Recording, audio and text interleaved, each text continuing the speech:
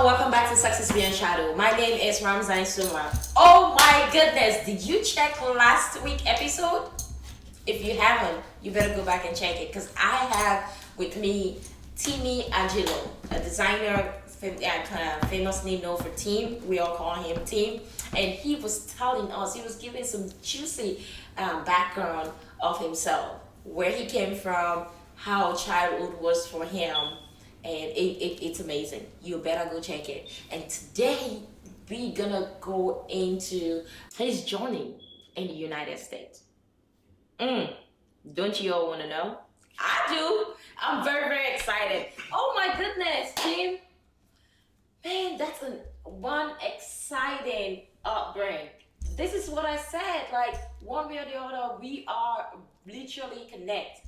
Like, our story, especially African, our story, it's just a little bit tweaked there and there, different parents and stuff like that, but we are related one way or the other. I do want to ask you how you came to the United States, but before that, tell me about your siblings. How many siblings do you have? I got two siblings. Two I'm siblings. the first of the three. Oh my goodness! And now you become the dad. Pretty much. Literally.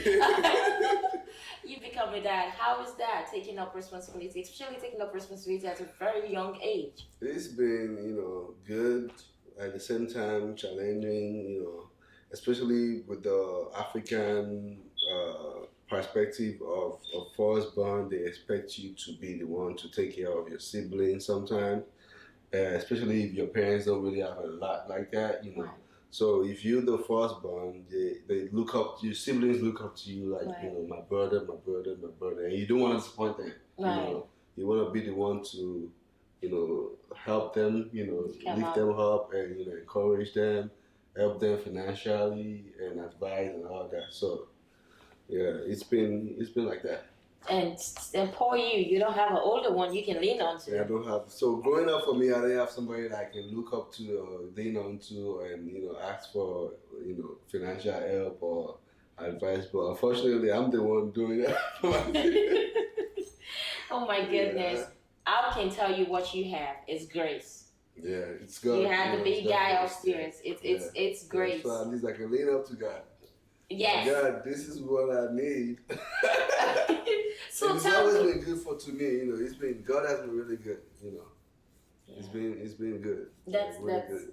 yes, he's a good Yeah, guy. I'm thankful. But tell me, as Timmy in Nigeria that get to do banners, that get to draw people and sell people image and do all this interesting thing, how did you end up in the United States? So that one is another story that.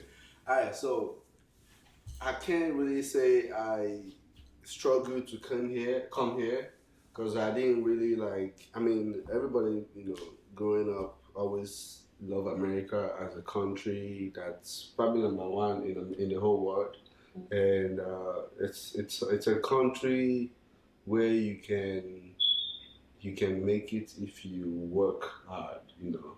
It's a lot of opportunities in America. So. Right. And most people always want to come here, try to, from different countries. But growing up for me, I never thought, I always know that, I always think about, great, future, like, greener pasture, you know what I'm Right. saying? Yeah. Speaking green and But I didn't know where I was gonna find myself, Yeah. and I mean I know I have an uncle here, I have an auntie here in America, but I don't know how I'm gonna come here. But fortunately for me, it's a journey that just started. Wow. I just woke up one day, my mom just called me and be like, "Oh, I got a call." I'm like, "What call? You won a visa lottery?" Visa lottery? Did I play Visa Lottery? I was in between, getting myself together in terms of school and, focusing on my architecture because I was, in Nigeria trying to, pursue architectural career. So, I mean, buildings is one of the things that I love. I love buildings. Like I said, I was an artist, so I like building the structures and architecture. So I was in school trying to, figure that out in Yaba Tech in Lagos. So that was my, pursuit at that time. And my mom just called me like, you won a visa lottery. I'm like, did I play visa lottery? She was like, oh, you don't know about it, but yeah, I played it for you. One time in my school, I had somebody who came in with papers for the visa lottery, America visa lottery, and I played it. I wasn't gonna play it, but like my colleagues, my coworkers were like, play this thing now. This thing is 500 naira now. Everybody already played it. I beg, play it. So she was like, I just played it for me and you. So that's how we did it. So the guy, that's what I mean. This scam, they're trying to scam you. Don't listen to the people. They're just trying to get your money. I don't believe them. So I didn't believe it at first until everything started becoming real. The guy spoke with me on the phone like, okay, come and see your letter. I went online, I searched look at the number, I think the CSI number or whatever. I looked online, I saw it, I was like, oh really? I really want this thing for real. So this is not fake. So when I looked online, I was like, this is not fake. All right. So in short, I found myself, I did all the tests and everything that I was supposed to do, and I got a visa to America. And it was like a dream. Wow. It was just like a dream. So that's how I came here. Oh, wow. Yeah. But at least when you came here, you have family here. Yeah, I do have an aunt here and an uncle, but How was that? Coming in America for the first time. All right, so when I left Nigeria, I was supposed to stay with my aunt and my mom's cousin. And unfortunately, she called me, oh, Timmy, my house got flooded. You're not going to be able to stay with me anymore. I'm like, see, I already booked the flight. No, sorry. So I'm like, all right, it's okay. Whatever it is, man, I'm still going to go. I won't let that stop me from, achieving my goals. Right. This is already what I've planned and, it's already going well. So when I was coming to America, I didn't know where I was going to sleep that night. I was just going to sleep at the airport. Figured out my way the next day. So I was basically homeless coming to America because I didn't know where to sleep. And I left my country, with the fear of, oh God, I've never been to America before. I don't know what it looks like, I hope I won't be sleeping on the street. I hope I'm not coming here because I watched movies of people being homeless in America before. Right. But at least, when I got here, when I got inside the airplane, fortunately for me, the way God works is different. We tend to, plan and think sometimes, but God has a better plan for us. I met somebody in that airplane sitting right in front of me. It was a big airplane going to London for stopover. It was one of my friends' dad, Mr. Dr. Awoshizi in Ekiti State University. And he used to be like a friend, a church member, and a friend's dad. So he saw me like, oh, Ajulo, how are you? I'm like, I'm fine. Oh, really? So he was shocked to see me here. So in short, we flew from Nigeria to London. At the stopover, we were together for like 7 hours. We were talking and talking and talking. That's how we became friends the whole trip. At least, we kept each other company, while we were on layover. And you get to let him know your situation. About my situation, like, okay, all right, so, I'm just going to Maryland and I don't know where I'm going to stay. I don't know anybody there. He was like, oh, yeah, I'm going to Maryland too. Oh, wow. And I'm just going for 2 weeks to go, just to take a break from, work and relax a little bit and shop, I always take vacations. I come to America once in a while. I'm like, oh, that's nice. So, that's how we left. So we got to America. I had to go through like the immigration thing, and I wasn't thinking that it was gonna wait for me or anything. I thought it was done. And I came out and I was like, all right, let me find somewhere to sleep after I got out. Oh my goodness. Let me just leave my bag somewhere at this airport to figure out what to do the next day, And I just heard my name. I was like, wait, who knows me here? Wow. It was him and his friend. And they were, Timmy. I looked up. I was like, wait, what? Somebody know me in America?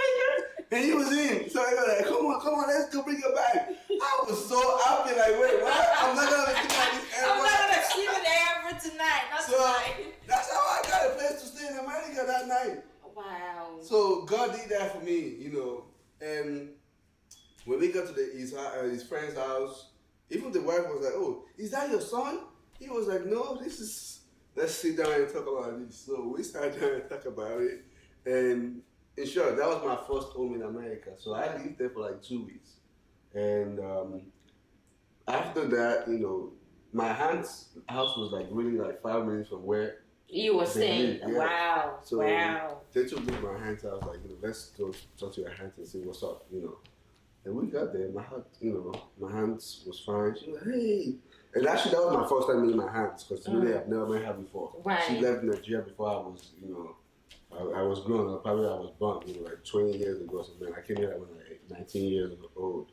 So when I met my aunt, I was like, oh, and she was like, oh, no problem, come, you can stay here, But in short, I moved with my aunt, and it wasn't a good, experience because I stayed for her with like a month and a half, and I had to look for something else, because she kept saying get somewhere to stay, and I couldn't do a lot of things I wanted to do there because I wanted to get a job, I wanted to do stuff, but I found myself doing like house chores all the time, cleaning the house, and not getting a chance to live my American dream, Right. and pursuing my school and my But career. did she encourage you to go to school No, or apply for a job and stuff like that? No, it wasn't what I expected, so I had to move.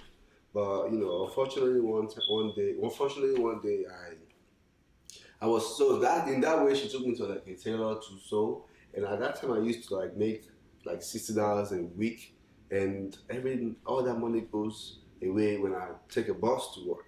$60 a week. $60 a week, helping somebody to sew, and it was at that time starting at 11, and I would go to work and help, and at the end of the day I spent that money taking the bus from New Carrollton, from Bowie to Landover, but so I went to work one day, and when that a whole month and a half, almost 2 months that I was here, I couldn't get a phone. My aunt didn't let me get a mobile phone. She was like, oh, you don't need it. You don't need it. You can still, save your money, don't get a phone. All right. So one day I took a bus from work that day at night, like 9 o'clock, and I stopped at the wrong bus stop. Oh.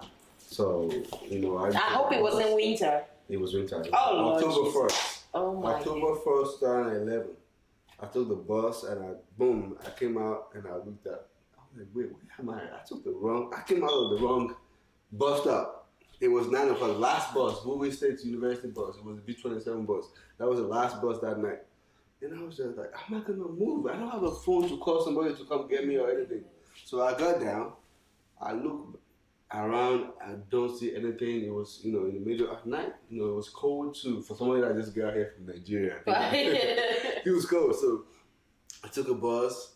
I took my walk back and forth, and I started walking. So I got tired. I went in front of somebody's house. I was sleeping by his entrance, like the window, like a deck. And he came like, move. I don't want to see you here. Who are you? And I'm like, I'm sorry. I'm just lost. I need help. He said, I'm going to call the police for you. Get up. I was like, yeah, call the police. Maybe they'll rescue me. Right. So second time they came out, I said, move. Thank God he didn't shoot me because now right. Thank God. Yeah, so I was just there and he called the police and the police came over. I'm like, oh, you can take a walk to Bowie State University. It's like 5 minutes walk from here, and you can go find somewhere to sleep there. So you mean that the police people came, they did not even try to offer it, like there's shelter around the place? Never ever tried to help me. He just said you can take a walk to the school over there. It's like 5 minutes walk and find a place to sleep. Wow. Even when you told them that you're lost, you can't find your way home. Yeah, I wish it was now. I could have taken the police number, Right. called and filed a complaint about him. But at that time I was new, and I guess you could tell by my accent too that this guy is really new. So yeah, I took a walk. Like I said, I went to Bowie State University. I slept under a stair till morning. So I woke up in the morning, and I still had my bag packed behind me. The brush that I had in my in the airplane from Nigeria, they give you like the little kit for like brush and and the hairpiece and all that. I took the brush and brushed my teeth inside the bathroom there, and I took another bus in the morning back to work, to where I used to sew. And I mean, that's where I met a friend that morning, and my friend was like, I didn't know him before, but he came in. I was like, this guy looks Nigerian or Ghanaian. So I was like, hi, can I use your phone quick? He was like, yeah. So I took his phone. He gave me. I was like, hey, auntie. I called my aunt. Auntie, I'm good. I know you probably didn't see me last night. You probably worried. I'm good. I was lost. I didn't have a phone, so I'm using my friend's phone right now. He's at the bus. I'll talk to you later. He probably got out of the bus, so he got off the bus and went to work. And that's how I went to work that day. And my auntie came over later to get me. So and that's how I met a new friend in America. Wow. And suddenly, the day after I met him, well, your auntie called me. She was mad. She thought I was the one that kept you overnight last night. I'm sorry, but that's my aunt. I met a friend in America, and ever since then, things have been different for me. Wow. I moved out of my auntie's house later with my friend and some other friends, and we started hustling. I got my first job. I started working at the 7-Eleven, and boom, that's it. So it's just from one thing to another. One thing to another. Yeah, it's just God. God just started showing Himself when I came. So pretty much, you were in the struggle in Nigeria, and you came to the United States, which our people back home think when you get here, the money's on trees, and you just have to pluck the money, and opportunities everywhere. They're gonna lay some silver platter for you, and food is ready and everything. And you were telling me that you came to this famous America, and you were literally partially homeless. Yeah. And you have to go through from one struggle to another. Yeah. Wow. And people back home would not know because they'll be like, oh, he's in America now. Can you send me something? Can you help me with this? They don't even know. Right, or when they try to call you, you can't talk about it. They don't know. They're mad, like, oh, you're not picking up my phone call because now you're in America. They don't know what I was going through in America. Right. They don't know that, yeah. So how long does it take you for you to go back in your country to see your family? 4 years after I came here, I went back home. Before I went back home, the first 4 years, I was really trying to, find myself. Like, putting my life together in terms of a career, school-wise, home, getting somewhere. It was really hard, to be honest with you, but I'm thankful, I used to work at the 7-Eleven as my first job when I met my friend. We worked there. I did a year, like 2 years there. And a year and a half of that 2 years was more of working midnight shift by myself. I would work from like 11 to 12 o'clock in the midnight till 5, 6 a.m. by myself in the store, which was really risky, working a midnight shift at 7-Eleven. Right. People get robbed at night at gunpoint. Right. Yeah, but I'm glad, I'm thankful that the whole time I never got robbed. And funny thing is, the week that I quit the job, twice they got robbed at gunpoint. So it was just God, covering me the whole time, But yeah, I did that for like, a year and a half. And later, and at the same time, I was doing my school because I was in PG college, doing my prerequisites, and stuff, And also, I was doing a restaurant job. After I get off work from my midnight shift, I'll go to work. And at the same time, I was doing my sewing, of course, that you all know I do. So I had like 3 jobs in school at the same time. So I was trying to get myself together. I didn't have no time because I barely sleep at this time. In those days, you wouldn't sleep sometimes until my half day from one job. And I will still go to school and do a little bit of sewing. But this kind of like, made me strong, that now when I have my business, I kind of like put that energy into it. Yeah, so. Because you've been pouring that energy to other people's business and developing it. Oh, exactly. My goodness. Yeah. I cannot imagine if your mother and your siblings hear your story, what they'll be like, wow, my brother went through that. Yeah. Because I can imagine that there are people in our country, in your country, that didn't even go the struggle you went through. Because in your country, you won't be homeless. Yeah. No matter what it is, someone will accommodate you. That's the amazing thing. That's the good thing about Africa, yes. We accommodate strangers that we never ever met before. Give them good place to sleep, food to eat. in the morning, prepare warm water for them to take bath and guide them through in their journey. With my mom and my parents did a lot of times, people that we don't know before lived in my house, and we became family. Even up to now, we're still family, and we never knew each other before. But my parents kind of like bring them in, they live with all their students. Right. So yeah, so about here, I mean, I guess that's how God, came through and helped me, because I've not found a place, I was trying to, I could have been lost and joined some bad gangs, Right. and I'm out there, with gangs and, all that. I could have been in the wrong company, you get what I'm saying? You're right. Yeah, so. Thank God for that. I'm thankful. But within that 4 years before you go back and visit your family, because I know when you come to that point to go visit it back home when you're coming from America, it's not cheap. Yeah. So I get that point because there's so much expectation. But within that 4 years, you doing 3 different jobs. You're sewing, working in 7-Eleven, and then you're working at the restaurant, and yet you're still going to school. Yeah.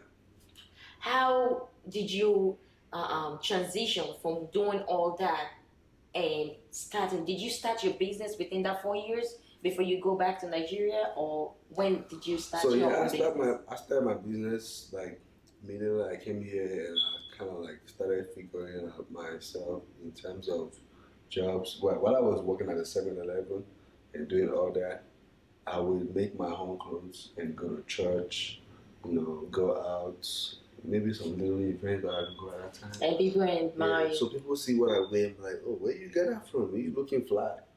I'll be like, yeah, I made it myself. And little by little, I started having people order, oh, I want to make something like that. Can you make me that? Can you make that for my wife? And little by little, that's how I started. Wow. And I never thought I would be sewing in America when I came here, because that was not the plan. That was not the dream. Especially African outfits. Right. I thought I was going to America, so people don't wear African outfits. And right. I never thought about custom make. I didn't see the design. I mean, I knew in my life that I saw in my life when I was growing up that if you ask me like, what do you want to become in life, I'll tell people I want to be a fashion designer.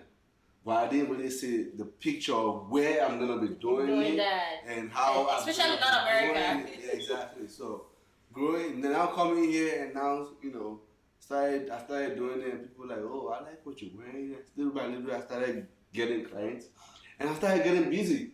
So at the time I had to quit my job, and it was the time I started doing a delivery. I moved from the midnight shift to like doing like a pizza delivery, and at the time I did a gas station too.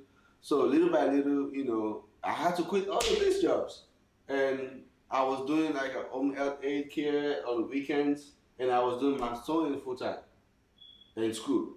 And at the time I couldn't even do the home aid care on weekends no more because I got so busy with doing fashion shows. I started going to out of town like every weekend for fashion shows. A lot of schools were calling me, a lot of events were calling me for fashion shows.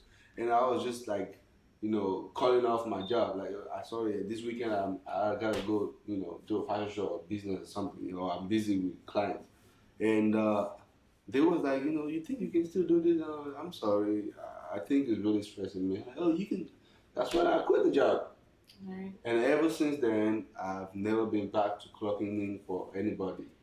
It's been 6 years now. Wow. Yeah, about 6 years now that I've been self-employed.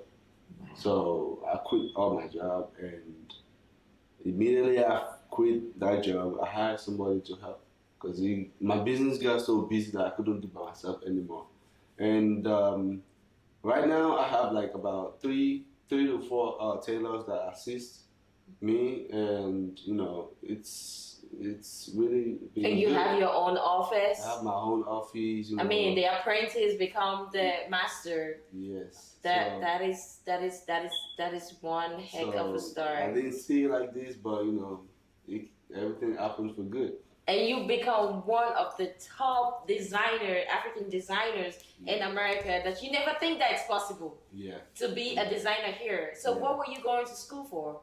I was I wasn't even sure what I was going to do in school at that time, but I was like, maybe I'll just do fashion designing.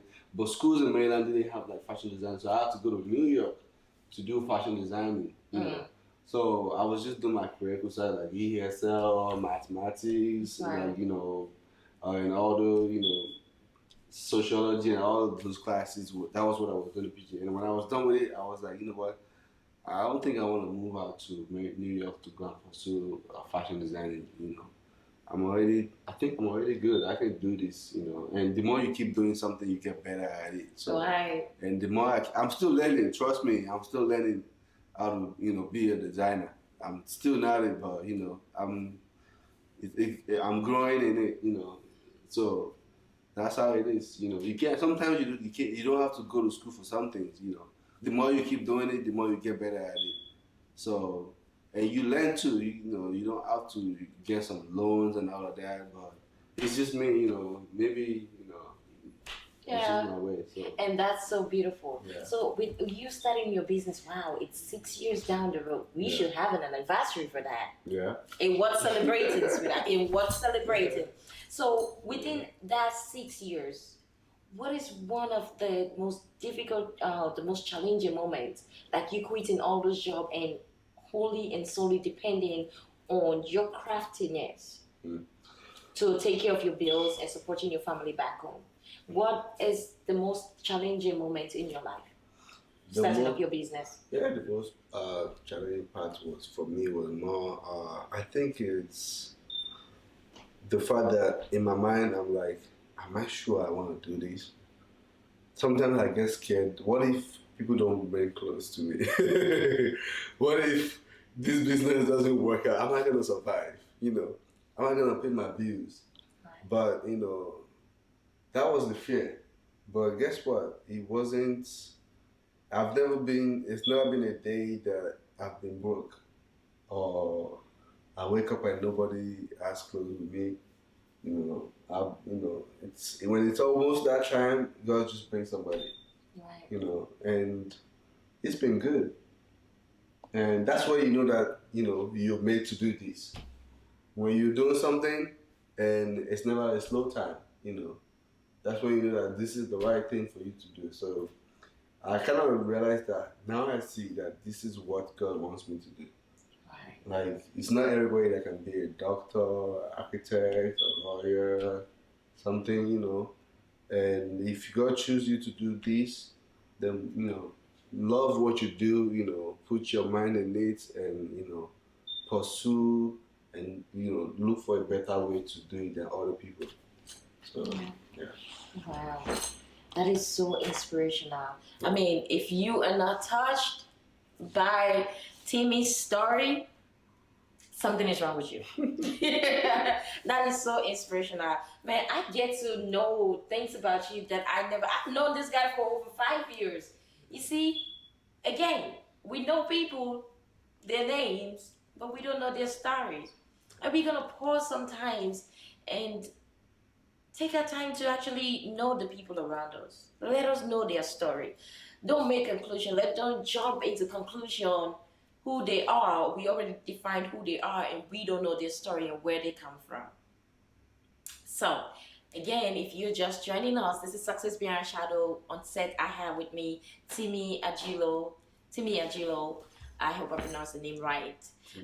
Ajulo. And he was telling us how he transitioned from Nigeria to the United States. But if you haven't checked the part 1 of Timmy's story, you better go back and check it because you don't want to miss it. Okay? And I'm gonna promise you, next time you see me, Timmy gonna have some rich, juicy advice that he wants to give to all of us, including myself, for us that are starting up our business. And also we're gonna play a game that you're gonna love. Alright, see you later.